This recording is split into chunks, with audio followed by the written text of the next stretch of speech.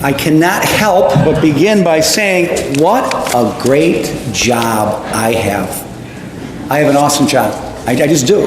I celebrated Mass, last Mass, and suppose I gave a decent homily. I don't know. People lie to me all the time. But then I was able to get a half a piece of the donut with the jelly in it. It's nice. The choir warming up, coming in, young Miss Schaefer here, who drove herself to church, which is kind of amazing. 16 years of age. So I was just joking. This is a great job. Looking at you, this is the best. I mean it sincerely. Crystal Lake has to offer. You are the best. I like seeing your faces. I like hearing you singing, and I'm honored to share with you this truly solemn, authentic, and beautiful worship. If you are visiting, you are in the best parish, not just in the United States, not just in the Northern Hemisphere. If there were Martians, they would want to learn to worship like we worship. No, it's true, though. It's awesome. So, now, it didn't start off as nice, because coming here at 7:21 in the morning, parking lot was empty. It was. So I'm thinking to myself, there might have been a mistake in the bulletin. They might be thinking Father Simon has the Mass.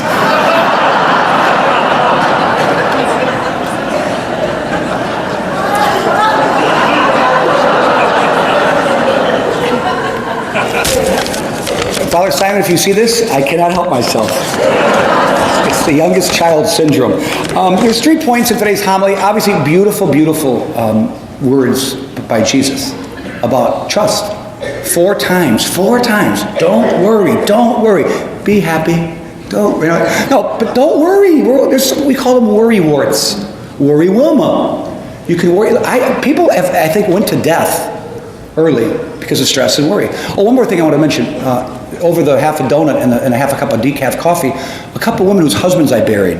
One was a retired police officer, and the other one from Lakewood. And I don't know how great their wives must have been. One accepted his death so beautifully, and the other one almost laughed himself to death. They were just awesome, if I can say this, beautiful deaths and surrenders. Okay? And that's where I want to go in the homily. So that would have to have, they want to start a widows club. So I'm working on it. I'll see what I can do. But we're going to segregate the men from the women. Otherwise it'll be a dating club, okay? I know how this works, okay? It's not my first time around the block. So anyway, so here's three serious points. 1, trust. How can we trust God more? How can we trust God more? As opposed to fear and worry. Number 2, that will only be achieved in living a present moment spirituality. A spirituality of A, acceptance, and hopefully B, surrender. And number 3, there's always setbacks. You got to factor them in. There's going to be setbacks. None of us draws lines to God in a directly straight manner. We just don't. And I would suspect the saints would agree with what I'm saying. So let's start first and foremost with trust versus fear. The mobile food truck was here the other day. There's lots of poor people around here. There really are. And I asked myself, some are homeless, how could they possibly have made it through this winter? We live in the north. Some serious weather out there. And it's been going on for a long, long time. How do they make it? So they asked me to say a few words at the mobile food truck to the people being served by so many beautiful parishioners of this parish. And for whatever reason, like many things I do, it's extemporaneous. I started talking about suicide because I thought to myself, if you're down and out, you got no money, you don't feel like you're being loved, you start doubting yourself, it's freezing out, you don't know where your next meal's coming from, boy, can you be susceptible to the devil and to the temptations of the devil, up and including self-hatred, loathing, depression, and the ultimate, hopelessness, despair. So I gave the talk, I went into the chapel to pray, and some man comes in and says, can I have a word with you? I said, of course. Sure. So I'm walking out of chapel. As I'm walking out of the chapel, some other woman blindsides me, in a good way, pulls me away from this man's grasp, and says, you just spoke to my heart. I attempted suicide. And I'm feeling a little better. I said, it's okay, let's talk. And she just started crying and pouring herself out. And she went not only to worry, she went to the far side of worry, which is despair. And I can't make it. It's too much. We'll never make it. And I thought to myself, I had no idea why I was saying what I was saying, like most of my homilies. But it obviously touched her in a very particular way. I don't want any of us to be too worried. Look, Jesus is a huge point, one big point. God only exists in this present moment. He only exists. God is eternal. The manifestations of God happen in the moments, don't they?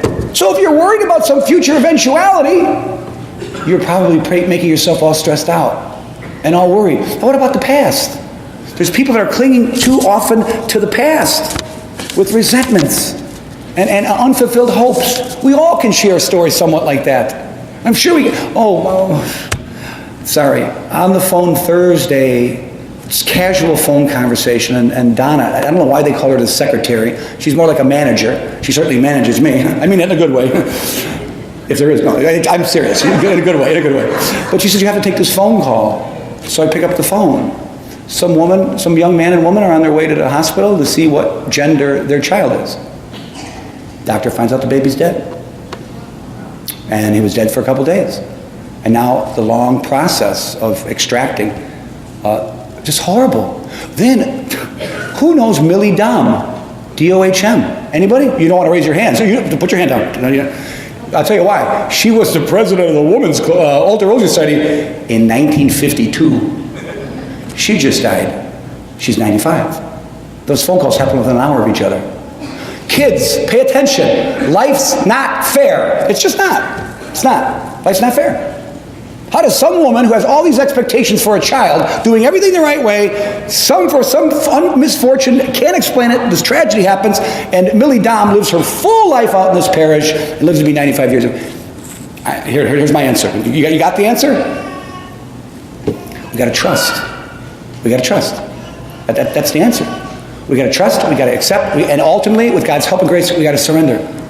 So these things are all operating right now because I suspect all of us can relate to some tragedy that happened to us or around us. And as much as we can relate to these sufferings around us or to us, we've always been given a choice, haven't we? We could we can live inside those moments of misery, sorrow, and depression and tragedy, or we can tell others and ourselves, we will not let these things define us. We will overcome these things. Together we will rise up and overcome them.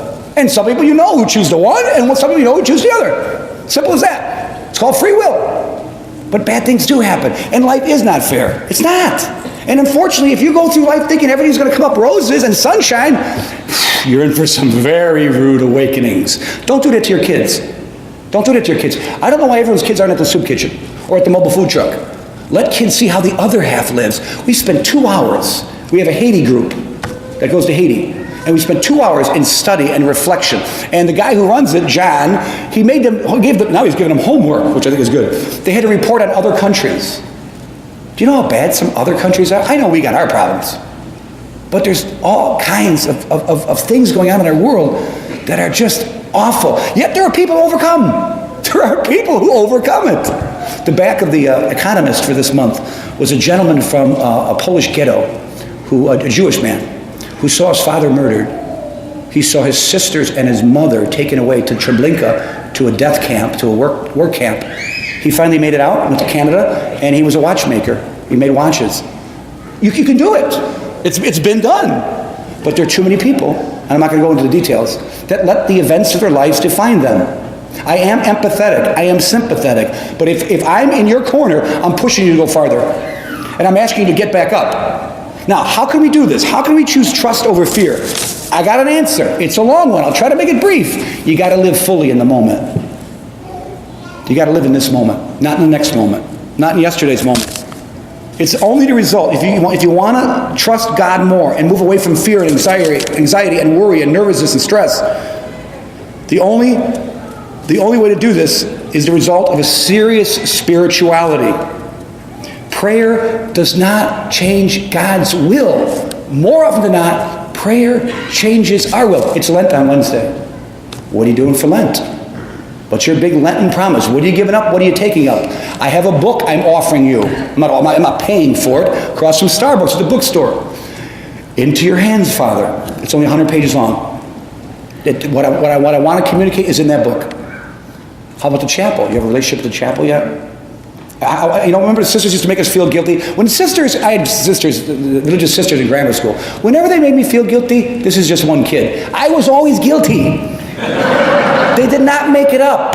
For all of you, well, come on, you were guilty too, probably. But I brought that to your attention because I'd like to make you feel guilty if you can accept it. If you've yet to be in the chapel, the Adoration Chapel, red light should go on right now. I'm serious. Scouts on it. If you have not been in a chapel yet, a red light should go on. Why should I be in a chapel? What's in the chapel? Oh, just our life, our love, and our salvation. That's about it. And an eternal now staring you in the eyeballs and into your soul, revealing the deepest secrets of your human nature, awakening you to your amazing dignity, giving you purposefulness, meaning, and direction in life. So here's my Lenten wish for all of you. Go get the book. Go read it in the chapel. If you read it prayerfully and with meditation, it would take you probably months to finish it. For this kid, it was that profound. So do that. Get more into the spirituality of the moment. Not just in the morning, not just in the afternoon, not just at night, but all the time. Living consciously that I'm in a reality set forth by God. God loves me. He takes care of me. Hey, not only am I joyful that the people who made it through the winter, I'm actually surprised, as the Lord said in today's gospel, how do the animals make it through the winter? Seriously. I just saw 2 birds playing right out here, and I'm like, how do they do this? The foxes, the squirrels, all the other little rodents running around. It's freezing out there. Where do they go? Think about this. So if God gives the squirrels the means to satisfy their longings and stay warm, or at least alive during the long winter, how much more does He love us? So we got to go to chapel and reflect on that love. So 3 questions. Do you want this? The answer is yes. I'm going to ask you. You say yes. Do you want this? Yes. Do you believe this is going to happen?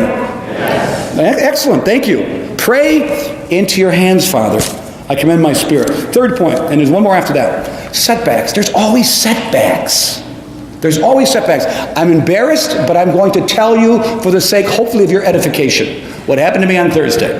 The bishop was in town on Thursday. The Knights of Columbus had a nice dinner for the clergy in this area, in McHenry County. I had a confirmation class. After that, a dinner, the bishop, and a confirmation class for 2 hours. I speak for 2 hours straight. Those poor people barely come up for oxygen. Anyway, I'm backing out of my garage. Totally legal. Everything's legal here. Broke no laws. I'm backing out. Somebody, I won't tell you what car, it was Grand Cherokee, is 2 blocks away from me, doing anywhere from, I'm not the bionic man. He's doing 50, or she, I don't know why I say he, who knows I don't know what gender the person was, 50 miles an hour, 55 miles an hour in Pearson. They're not slowing down. And I have to back out into the street so we can get out. He's right on my tail. I lost it. My 32 valve, 8-cylinder, North Star engine. I hit the gas and I just pulled to the side, but very angrily, and I was shaking. I was angry. I was impatient. I wanted revenge. All that good. 3 minutes earlier. Hi. How are you? I'm the holy priest at St. Thomas. I'm not like the other priests at St. Thomas. I'm going to get you. So we all have that. It happens. It does.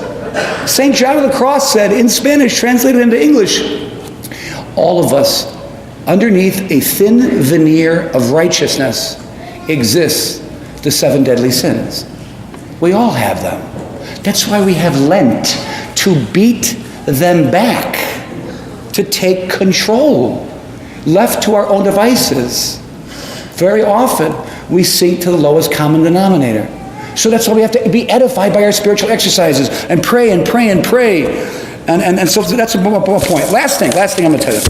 So I sell 2 things. I'm a salesperson, sell 2 things. I sell religion, I sell Jesus. I do. I have no problem being a salesperson for Jesus. You think you got a good insurance plan? I have an eternal life insurance plan, just for you. And I have the antidote to death, comes out of that box and from the altar. Jesus Christ himself.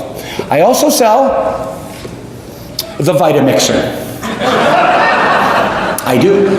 In my spare time, I'm cold calling. No, I'm kidding.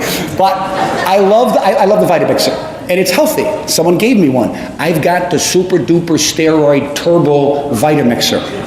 It would chop up a kitchen appliance, and you wouldn't taste it. You're like, it's good, Father, it's good.